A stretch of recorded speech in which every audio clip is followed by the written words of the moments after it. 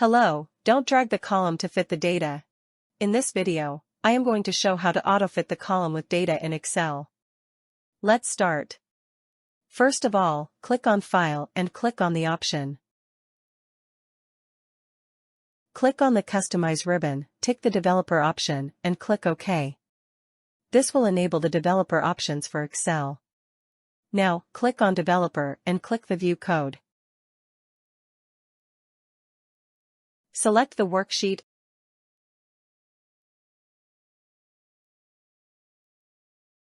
Type cells, entire column, auto-fit.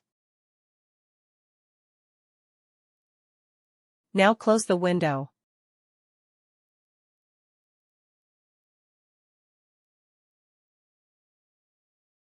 You can see the Excel cell is auto-fit for the column.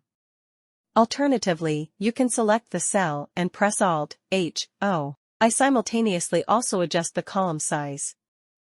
I hope this video helped you to know the auto adjustment of columns. Thank you for watching.